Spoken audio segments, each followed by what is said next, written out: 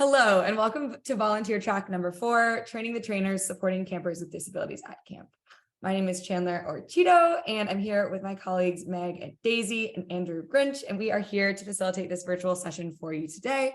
Before we get started, I would love to give just a special call out for the content of this session. While we may be experts in all things Kesem, we want to acknowledge that we have a limited positionality in teaching and learning about folks with disabilities. We're not behavioral experts, but it's important to have these conversations, and we all should be able to talk about supporting folks in our Kesem community. So we feel, well, it's important to acknowledge this, but it's also very important to have this session and have these conversations. Again, my name is Cheeto. I'm the operations coordinator for Kesem. I came from the George Washington University, where I studied women's gender and sexuality studies along with public health. And I am really passionate about this track because I really believe that as volunteer coordinators, you really have this very unique and special ability to set the tone, not only for your campers' experiences at Kesem, but for your counselors' understanding of what it really looks like to create a safe and respectful and inclusive space at camp. That really starts with you, and that starts with the precedents that you set through your training. And our ability to support all of our campers starts with intentionality in these moments where we share knowledge together. So that's why I think this workshop is so important, and I will pass it along to Grinch. Amazing. Thank you, Chandler. My name is Andrew or Grinch, and I'm a regional program coordinator for Kesem. I went to the Michigan State University, Go Green, and I studied Spanish and religious studies with a nonprofit leadership concentration. And I'm super passionate about this session and very grateful to be a part of it. As someone who has volunteered as a one-on-one aide for Kesem specifically, for a child on the autism spectrum, I've been able to really witness firsthand the difference that it can make to take the extra time and give extra attention to break down those barriers for our campers and see how it can positively affect their camp experience overall. So super happy to be here, and I'll pass it to Meg. Wonderful. My name is Meg or Daisy, and I'm the training and constituent care coordinator here at Kesem. I went to West Virginia University in undergrad and participated in Kesem there, and I studied professional writing and editing. And I am passionate about this session because every child impacted by a parent's cancer deserves to have their needs met, and we can really start to build that community and inclusivity with our training for our volunteers, which is why we're super excited to have this training with you today. So I'm going to jump right into our session today. And I just want to go over the goals and expectations of this session. So we want you to learn why, as volunteer coordinators, that it's essential that we apply an inclusion mindset to everything we do. We want you to discover frameworks and tools that will not only help support campers with disabilities, but all campers and counselors at camp. And we also want to discuss how to put tools and resources to practice when facilitating trainings. So why does this training live with you as volunteer coordinators? Well, you are oftentimes the first touch point that new counselors or volunteers have as they're entering our organization. And you are facilitating essential trainings and workshops to get folks ready for camp. You have the power via training practices to engage in a culture and mindset shift in your chapter, and it all starts with training. So we're super excited to give you this opportunity to really hone in on the ability to train your counselors well, to prepare you all the best you can for camp. So let's think about this together. Take a minute and jot down some things as we ask you this prompt. So in your own words, what does a safe and loving and inclusive camp environment for all of our campers look like? I want you to take a minute and write down 2 or 3 things or whatever comes to mind. Wonderful. So we came up with some examples of a safe, loving, and inclusive environment and what it looks like. And the first thing that we came up with was an opportunity for every camper to participate, enjoy, and excel in every activity. We want everyone to feel like they belong. Everyone is feeling safe and respected, and they feel celebrated for their identity.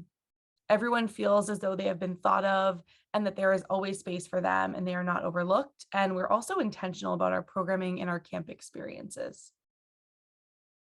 Let's also think about this together. Do you think that creating this kind of camp environment requires us to be proactive or passive in our approach? Pause this training and think through this question, and we'll come together in just a minute. Wonderful. Creating a safe camp environment is intentional, and it takes work, and it starts with you. As volunteer coordinators, you're going to be setting the tone for creating that camp environment, which is safe and supportive for all of your campers. You, through interviewing and training, have the first opportunity to shape the intentions and perceptions of counselors heading into camp, and in turn, the experience of our campers. In this training particularly, we are talking about campers with disabilities. So knowing that, what are our expectations in this space? This training is not the end-all be-all training on supporting children with disabilities at camp. And when it comes to supporting campers with disabilities, we're not offering a one-off training. We are talking about a constant approach to the way that we facilitate trainings and the way that we may talk about meeting the needs of all children. No child is more difficult or more complicated to support than another. And you are here because you should be taking this and talking about it in every training, not just the disability specific workshops. Amazing. So now that we kind of know our goals and expectations of creating a safe and inclusive camp for all of our campers, let's work our way backwards.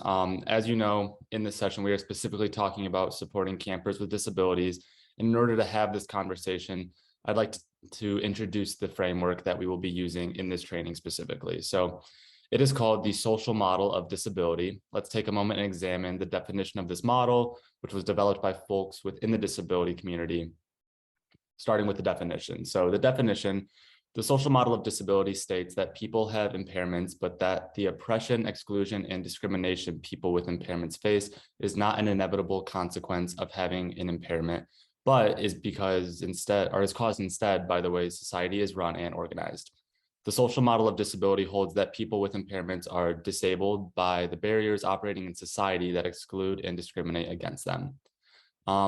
So going off of that, in this training, we will be discussing supporting all campers and acknowledging that all campers have specific needs. Creating this space is not singling out any campers as other from the normal, because there is no normal in human behavior. Working with one kid is not harder than working with the next. We put the same care and attention into anyone in our community, and this starts with training. Since we live in a world where folks in this community have at times been excluded, we need to spend special time and attention here to create that safe, celebratory, and respectful camp that we were talking about earlier. So really quickly, we're going to pause the video again. I want you to pause the video again and just try to think of 2, 3, maybe even 5 things given this prompt. So in a training setting, how do you think this framework could be applied? How do we begin to emphasize this framework in all of our training? We want you to pause for a second and then come back and we'll kind of go over some answers. Amazing. Hopefully you were able to write down some things. Here's a few of the things that we came up with. We want to be able to create trainings that are themselves inclusive to all folks involved in those trainings. Create training spaces and environments that are inclusive and accessible to everybody as well. And then creating moments within all those trainings to talk about adjustments that might need to be made at camp to make sure that everyone is excelling, not just in training specific to campers with disabilities. So what those can look like is, making sure that the places that we're holding our trainings on campus are accessible to everybody in terms of location. If we need to provide different resources, recognizing that everyone learns in a variety of ways. Some people are visual learners. Some people need a little bit more hands-on activities with their training, recognizing that those are areas that we can provide resources for everyone to be successful. We want to make sure that we're able to do that for them.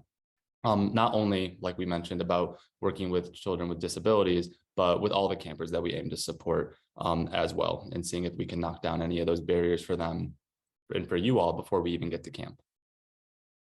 Yes, absolutely. Thank you so much, Grinch. And now that we have our framework, which I think is really important, that we established, some way and some lens with which we're viewing the content that we're talking about today.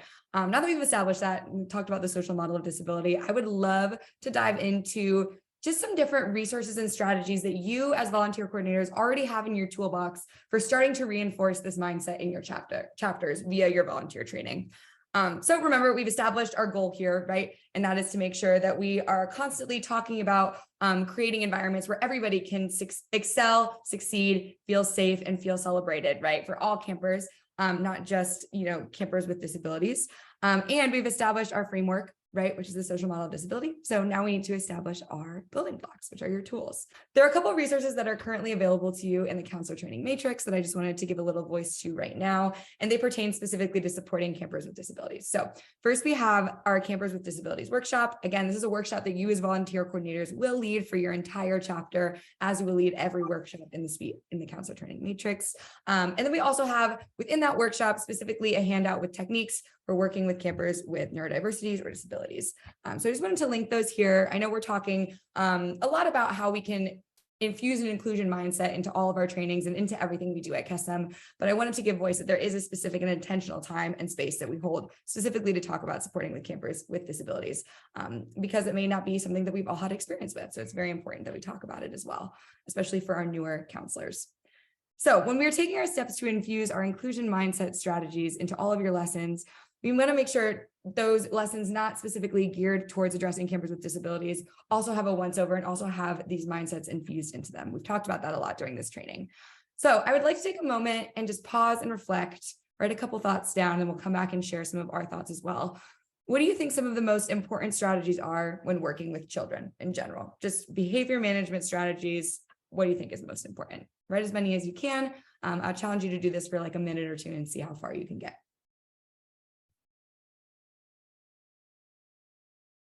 Okay, awesome. Welcome back. I hope you were able to identify some of the most important or some of the most important to you strategies that you found while working with children. And I would love to reflect on some strategies that we've identified as a great building block for working with all campers and all children in our Kesem space. Again, I wanted to give a shout out that a lot of these are also overviewed in our basic child care lesson plan, which is also a part of your counselor training matrix. So your first tool here is utilizing your resources, right? Before camp, all units are required to review their camper applications and look for identifiers that might help us meet the needs of our different campers. We at Kesem want to set up our campers for success, right? And this is why we manually review all of our applications. We ask for more information when needed, and we create accommodation or behavior plans to help support campers have the best possible time at camp. And the reason that we do camper orientation calls and review applications before camp is because we sometimes have a good idea of who our campers are and what their different needs might be at camp. And if we don't have necessarily the best idea, at least we can become acquainted with who our campers are and what information their caregivers have shared with us. This is a really great building block for supporting our campers at camp. Another tool you have is paying attention, right? This may seem very simple, but I think we can take intentional time to just really notice when a camper's behavior or affect may seem off, right? At the beginning of the week, this may be difficult, but at the end of the week, you know how campers typically react to situations or what their typical personalities or the way they express themselves are. Something seems amiss. This is a time where we may need to intervene or be aware of something in the camper's environment that is not suiting them in setting them up for success. So awareness is always one of our greatest tools, right, in identifying our camper needs. This can be done very simply. Just pay attention to how your campers act in your unit, when they're happy, when their needs are met. And what does this look like? They deviate from that place of happiness. Pay attention to how they're acting, who they're interacting with, and what they've done throughout the day. We just need to look for clues as to what this camper might need. And then we have to meet that need. If we're looking for clues, our next step could be asking questions. We really want to get to know our campers. Sometimes we receive very little information about them and their needs from our caregivers, and that's okay.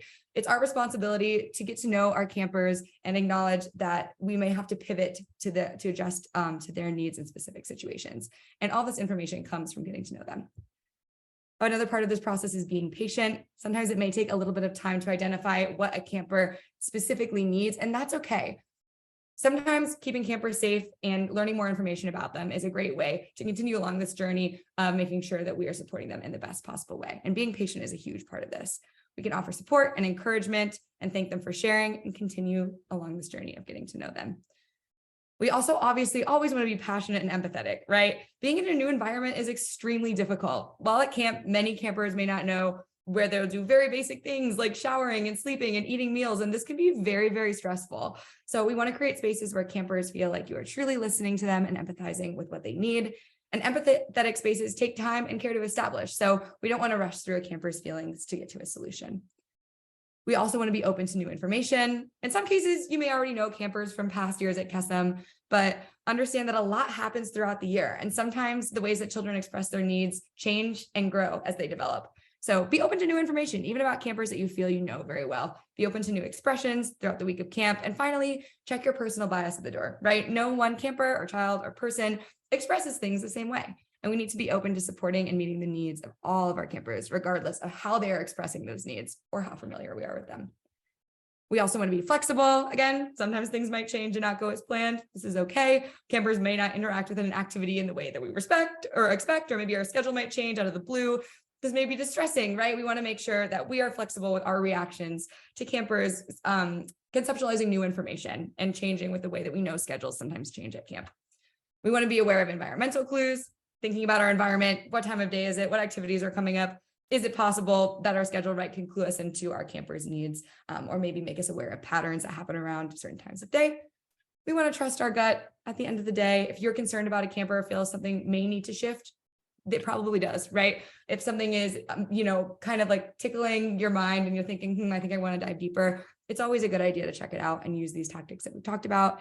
And then again, preparing ahead of time, right? Talking about how we will adjust to meet camper needs before we are having to do that adjustment and we're in the moment means that we are confident and capable to meet all the needs of our campers in our community. And that's what we're doing right now, right? Keep in mind, these strategies are geared towards working with all children and really don't single out the behaviors or identities of specific children or children with disabilities. They're helpful for all of your campers. And by applying this mindset and using these tools, you'll definitely be successful in identifying and meeting the needs of everyone in your Kesem community. Wonderful. Thank you, Chandler. So we've identified our goals and our framework and our building blocks, and now we're just missing our practice. Practicing and scenario-based learning is the most important thing you can do to create mindfulness in the realm of your trainings. So getting prepared before you walk into that training room is the key to your success.